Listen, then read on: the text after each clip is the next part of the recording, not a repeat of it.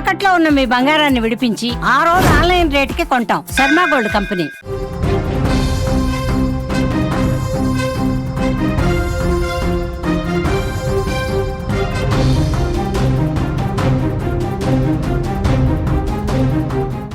మరో big breaking news చూస్తున్నాం.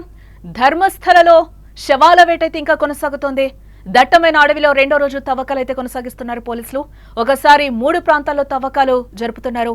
కూలీల సంఖ్యను అధికారులు ఇప్పటికే పెంచినట్లుగా తెలుస్తోంది. మొదటి రోజు ఇప్పటి వరకు కూడా ఎలాంటి అవశేషాలు కూడా దొరకలేనట్లుగా మనకైతే తెలుస్తోంది. ప్రస్తుతం కర్ణాటకలోని ధర్మస్థల మిస్టరీ హత్యలు దేశవ్యాప్తంగా హాట్ టాపిక్ గా నడుస్తున్నాయి. రెండో రోజు నేత్రావతి నది ఒడ్డున అస్థిపంజరాల కోసం భారీ తవ్వకాలైతే ఆపరేషన్ కొనసాగుతోంది. ఈ రోజు ఉదయం నుంచి కూడా సిట్టు బృందం దట్టమైన అడవిలో కీలక ఆధారాల కోసం తీవ్రంగా శ్రమిస్తోంది. నిన్న సాధారణ ప్రాంతాల్లో తవ్వకాలు జరుపుతూ ఉండడంతో 12 మంది కూలీలు మాత్రమే తీసుకెళ్లారు. బట్ ఈ రోజు ఒకేసారి 3 ప్రాంతాల్లో కూడా తవ్వకాలు చేపట్టినట్లుగా అయితే మనకి తెలుస్తోంది. పనులనైతే వేగవంతం చేయడానికి అధికారులు కూలీల సంఖ్యను కూడా పెంచారు. ఆ విజువల్స్ అన్ని కూడా మనం సుమన్ టీవీ స్క్రీన్ మీద ఎక్స్క్లూజివ్ గా మీకు చూపించే ప్రయత్నం అయితే చేస్తుంది. ఎవరైతే విజిల్ బ్లోయర్ ఉన్నారో తనని తీసుకొని కూడా అక్కడి నుంచి పోలీసులు వెళ్తున్నారు. తను ఏదైతే ప్లేస్ చెప్పాడో నేత్రావతి నది వద్ద అయితే రెండో రోజు పోలీసులు అక్కడ తవ్వకాలను అయితే ముమ్మరం చేశారు. ఎలాంటి అవశేషాలు కూడా ఇప్పటి వరకు రెండో రోజు కూడా దొరకలేనట్లుగా, అంటే ఇప్పటి వరకు యాజ్ ఆఫ్ నౌ ఇప్పటి వరకు అయితే మనకి ఎట్లాంటి అవశేషాలు కూడా దొరకలేనట్లుగా కూడా తెలుస్తుంది. ఎక్స్క్లూజివ్ గా మీరు అక్కడ చూడొచ్చు. తను విజిల్ బ్లోయర్ అయితే ఒక సెక్యూరిటీ పర్పస్ తో ఆయన అయితే అక్కడి నుంచి తీసుకొస్తున్న విజువల్స్ అయితే మనకి క్లియర్ గా కనిపిస్తున్నాయి. ఈరోజు నేత్రావతి నది వద్ద అయితే ఈరోజు తవ్వకాలను అయితే ప్రారంభించారు పోలీసులు. ఎలాంటి అవశేషాలు దొరుకుతాయి అనే వేట అయితే ప్రస్తుతం అక్కడ కొనసాగుతుంది. ఇప్పటికే టోటల్ గా మనం చూస్తే నేత్రావతి తీరంలో 8 చోట్లయితే తవ్వకాలు ప్రారంభించినట్లుగా అయితే మనకి తెలుస్తోంది.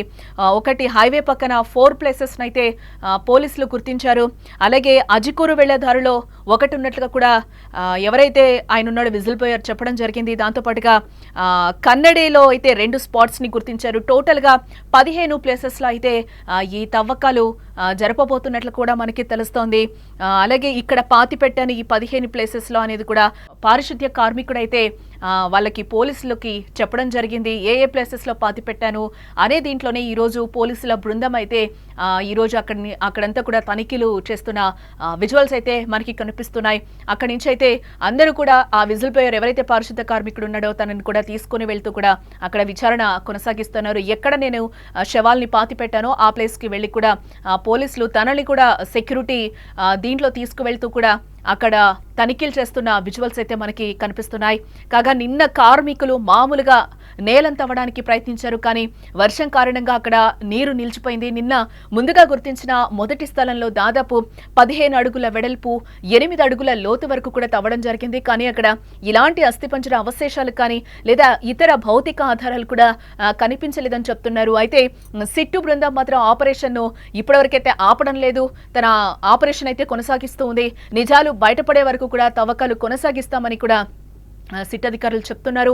ఈ తవ్వకాల కోసం మొత్తం 12 మంది స్థానిక కార్మికులను కూడా ఇప్పటికే నియమించారు. ఇటు మొదటి రోజు తవ్వకాల్లో ఎలాంటి అవశేషాలు లభించకపోయినా కూడా సిట్టు బృందం మాత్రం పట్టు వదలటం లేదు. నిజాలు బయటపడే వరకు కూడా ఈ తవ్వకాలు జరుగుతూనే ఉంటాయని కూడా అధికారులు ఇప్పటికే స్పష్టం చేస్తున్నారు. బట్ అక్కడ కూడా ధర్మస్థలలో ఏం జరుగుతుంది అనే విషయంపై కూడా అక్కడ ప్రజల ఆసక్తిగా ఎదురు చూస్తున్నారు. అక్కడ తవ్వకాలు జరపడం కూడా కొంచెం కష్టంగా అధికారులకి మారినట్లుగా తెలుస్తోంది. ఏ చిన్న క్లూ కూడా అక్కడికి ప్రజలు వాలిపోతున్న సిచ్యువేషన్ కూడా అక్కడ మనకి కనిపిస్తుంది. ఏదైనా ఆధారాలు దొరుకుతాయేమో, ఇంత కాంట్రవర్షియల్ గా ఈ ధర్మస్థల ఇష్యూ మారిన నేపథ్యంలో అక్కడ వాళ్ళు కూడా ప్రజలు కూడా చాలా ఆసక్తిగా ఎదురు చూస్తున్నారు. ఏదైనా దొరుకుతుందేమని. ఇదే నేపథ్యంలో అక్కడ పోలీసులు కూడా అక్కడ తవ్వకాలు కానీ అక్కడ ఏదైనా చేయాలి అన్న కూడా ఆపరేషన్స్ కొంచెం కష్టతరంగా మారింది. అక్కడ ప్రజల్ని కూడా కంట్రోల్ చేయాలంటే చాలా ఇబ్బందికరంగా ఉంది అని కూడా పోలీసులు చెప్తున్న సిచ్యువేషన్స్ అయితే మనకు కనిపిస్తున్నాయి. ఈ రోజు ఉదయం 11 గంటల ప్రాంతంలో కూడా సిట్టు బృందం సాక్షి ఫిర్యాదుదారులతో కలిసి నేత్రావతి స్నాన ఘట్టాలకైతే చేరుకుంది. అంతకుముందు ఉదయం 10 గంటలకు బెల్తంగడిలోని సిట్ కార్యాలయానికి వచ్చి అవసరమైన ప్రక్రియలనైతే పూర్తి చేసుకున్నారు. ఈ సిట్టు బృందంలో ఐపీఎస్ అధికారి అనుచేత్, ఐపీఎస్ జితేంద్ర కుమార్, దయామా, అలాగే SP Simon, Puttur AC Stella Varghese అలాగే బెల్తంగడి తహసీల్దార్ పృథ్వీ సానికం కూడా ఉన్నారు. ఈ రోజు ఫిర్యాదుదారు గుర్తించిన రెండవ ప్రదేశంలో కూడా తవ్వకం జరుగుతోంది. బట్ నేత్రావతి స్నాన ఘాటు దగ్గర జరుగుతున్న ఈ ఆపరేషన్ ను చూడటానికి అక్కడ వందలాది మంది స్థానికులు సంఘటన స్థలానికైతే చేరుకున్నారు. తెల్లవారుజాము నుండి కూడా అక్కడ ఆపరేషన్ ముగిసే వరకు కూడా చాలా మంది ప్రజలు ఈ తవ్వకాలను అక్కడ ఆసక్తిగా గమనిస్తున్న విజువల్స్ కూడా మనకి క్లియర్ గా కనిపిస్తున్నాయి. ఇవన్నీ కూడా అక్కడి నుంచి మీకు గ్రౌండ్ రిపోర్ట్ సుమన్ టీవీ ఎప్పటికప్పుడు ధర్మస్థల గురించి మీకు ఎప్పటికప్పుడు అప్డేట్స్ ఇస్తూనే ఉంది. ఈ మొత్తం వ్యవహారం కూడా 2012లో వెలుగులోకి వచ్చిన ధర్మస్థల వివాదంతో మొదలైందని చెప్పుకోక తప్పదు. అప్పట్లో సౌజన్య అనే 17 ఏళ్ల విద్యార్థిని దారుణంగా హత్యకు గురైంది. ఆమె మృతదేహం ధర్మస్థల సమీపంలో లభ్యమైంది. ఈ కేసులో ఒక వ్యక్తిని అరెస్టు చేసినా అతను ఆ తర్వాత నిర్దోషిగా విడుదలయ్యాడు. అయితే నిందితులకు శిక్ష పడలేదని, అసలు దోషులను పట్టుకోవాలని కూడా సౌజన్య కుటుంబంతో పాటు పలువురు నిరసనలు కూడా తెలిపారు. ఈ నేపథ్యంలో 1995 నుంచి 2014 వరకు ధర్మస్థలలో పారిశుద్ధ్య కార్మికుడిగా పనిచేసిన ఒక వ్యక్తి సంచలన ఆరోపణలు చేశాడు. తాను వందలాది మృతదేహాలను కూడా దహనం చేయడంతో పాటు చాలా సవాళ్లను పూడ్చిపెట్టానని కూడా కొందరు బలవంతం చేశారని అతను ఈ జూలై నెలలో పోలీసులకు ఫిర్యాదు చేయడం జరిగింది. ఈ మృతదేహాల్లో ఎక్కువగా మహిళలు, మైనర్ బాలికలు ఉన్నాయని, వాటిపై లైంగిక వేధింపులు, యాసిడ్ దాడులు జరిగినట్లు కూడా అతను చెప్పడం జరిగింది. స్కూల్ విద్యార్థినులు, భిక్షగాళ్లు కూడా ఉన్నారంటూ కూడా తను సంచలన ఆరోపణలే చేశాడు. ఈ పూడ్చిపెట్టే ప్రక్రియను రహస్యంగా చేయాలని కూడా తనని చాలా సార్లు బెదిరించారు అని కూడా తను చెప్తున్నాడు. నేను ఒక వెనకబడ్డ వర్గం కులానికి చెందినవాడు, అందుకే నన్ను బెదిరించారు అని కూడా తను చాలా సందర్భాల్లో చెప్పాడు పోలీసులకు. అలాగే నేత్రావతి నది ఒడ్డున మొత్తం 15 ప్రాంతాలను అతను ఇప్పటికే గుర్తించినట్టుగా చెప్పాడు. ఆ 15 ప్లేసెస్ కూడా మీకు ఇంకోసారి నేను చెప్పే ప్రయత్నం చేస్తాను. నేత్రావతి తీరంలో 8 స్పాట్స్ అయితే గుర్తించారు. తర్వాత హైవే పక్కన 4 ప్లేస్లు, అలాగే అజ్కూరు వెళ్లే దారిలో 1 అని కూడా పారిశుద్ధ్య కార్మికుడు చెప్తున్నాడు. కన్యాడి ప్రాంతంలో 2 స్పాట్స్ ఉన్నాయని కూడా చెప్తున్నాడు. టోటల్ గా 15 ప్లేసెస్ లో నేను నా చేతులతో పాతి పెట్టాను అని కూడా తను కొన్ని సంచలన ఆరోపణలే చేశాడు. అలాగే ఈ ధర్మస్థలలో ప్రత్యక్షంగా సుమన్ టీవీ ద్వారా మీరు చాలా విజువల్స్ ని మీకు అందించే ప్రయత్నం చేస్తుంది. అలాగే మీకు గ్రౌండ్ రిపోర్ట్ ని కూడా ఎప్పటికప్పుడు ధర్మస్థల ఇష్యూకి సంబంధించి కూడా అప్డేట్స్ ఇప్పటి వరకు కూడా మీకు సుమన్ టీవీ అందిస్తూనే ఉంది. ఎస్, డెడ్ బాడీస్ ని వెతికే పనిలో అక్కడందరూ కూడా ఈ రోజు పోలీసులు రెండో రోజు నిమగ్నమైన పరిస్థితులు అయితే మనకి కనిపిస్తున్నాయి. ఇదే నేపథ్యంలో 1995 నుంచి 2014 వరకు కూడా మిస్ అయిన డెడ్ బాడీస్ కూడా ఉన్నాయి అని కూడా ఆ పారిశుద్ధ కార్మికుడు చెప్పాడు. దాని గురించి కూడా ఈరోజు పోలీసులు వెతికే పనిలో ఉన్నట్లు కూడా తెలుస్తోంది. కర్ణాటకలోని దక్షిణ కన్నడ జిల్లాలో ప్రముఖ పుణ్యక్షేత్రం ధర్మస్థలలో అనేక దారుణాలు చోటు చేసుకున్నట్టుగా కూడా ఒక దళిత పారిశుద్ధ కార్మికుడు ఫిర్యాదులు ఇచ్చిన నేపథ్యంలోనే ఈ ఇష్యూ ఒక సంచలనంగా మారిందని చెప్పుకోవచ్చు. 1 కాదు 2 కాదు, దాదాపుగా నేను 20 ఏళ్ల పాటు తాను అనేక మంది బాలికలు, మహిళల మృతదేహాలను ఇక్కడ మంజునాథ ఆలయ వర్గాల ఒత్తిడితో పాతి పెట్టేవాడని, అందులో ఎక్కువ శవాలు లైంగిక దాడికి, హత్యకు గురైనట్టుగా కనిపించావని కూడా అతడు తన ఫిర్యాదులో చెప్పడం జరిగింది. ఈ ఫిర్యాదుపై కేసు నమోదు చేసుకున్న పోలీసులు అప్పటి నుంచి కూడా దర్యాప్తు చేస్తూనే ఉన్నారు. ఈ విషయాలు తను బయటకు చెబుతున్నందున తనకు ప్రాణహాని ఉంది అంటూ కూడా సదరు పారిశుద్ధ్య కార్మికుడు ఫిర్యాదుతో పోలీసులు కూడా చెప్తున్నారు. పోలీసులకు తన ఫిర్యాదులో కూడా చెప్పడం జరిగింది. ఇతడు ధర్మస్థల ఆలయంలో పనిచేసేవాడు. నిత్యం మహిళలు, బాలికల మృతదేహాలను తనకు అప్పగించి వాటిని పూడ్చిపెట్టాలని ఆదేశించేవని కూడా అంటున్నాడు. చాలా శవాలపై లైంగిక దాడికి గురైనట్లు కూడా స్పష్టమైన ఆనవాళ్లు కనిపించేవని పేర్కొన్నాడు. వాటిని పూడ్చిపెట్టడం లేదా కాల్చివేయడం చేయకపోతే తనను, తన కుటుంబాన్ని కూడా చంపేస్తామని బెదిరించేవారని, ఇష్టం వచ్చినట్టు కొట్టేవారని కూడా ఆ ఫిర్యాదుదారుడు చెప్తూ ఉన్నాడు. నేను ఒక తక్కువదిగా భావించే కులంలో పుట్టాను. ధర్మస్థల ఆలయంలో పారిశుద్ధ్య కార్మికుడిగా 1995 నుంచి 2014 డిసెంబర్ వరకు కూడా నేను పనిచేశాను. మొదట్లో ఆలయానికి సమీపంలోని నేత్రావతి నది వద్ద శుభ్రం చేసే పనుల్లో ఉండేవాణ్ణి. ఆ తర్వాత నన్ను భయానక నేరాలకు, సాక్ష్యాలను మాయం చేసే పనికి ఉపయోగించారని కూడా తను ఫిర్యాదులో పేర్కోవడం జరిగింది. ఆ బాధాకర హత్యలు, తనపై జరిగిన భౌతిక దాడుల జ్ఞాపకాలను భరించలేక ఈ విషయాన్ని వెల్లడిస్తున్నానని కూడా తను చెప్పడం జరిగింది. అనేక మంది పురుషులను, మహిళలను, బాలికలను లైంగిక దాడి చేసి చంపిన ఘటనలపై తక్షణమే దర్యాప్తు చేయాలని కూడా అతడు ఆ ఫిర్యాదులో కోరడం జరిగింది. తన కుటుంబంతో సంబంధం ఉన్న ఒక బాలిక సూపర్వైజర్లతో లింక్ ఉన్న ఒక వ్యక్తి తనపై లైంగిక దాడి చేశాడని చెప్పిన తర్వాత 2014లో తాను ధర్మస్థలి వదిలి పారిపోయానని, పొరుగు రాష్ట్రంలో బతుకుతున్నానని, తరచూ ఇల్లు మార్చేవానని కూడా అతడు చెప్తున్నాడు.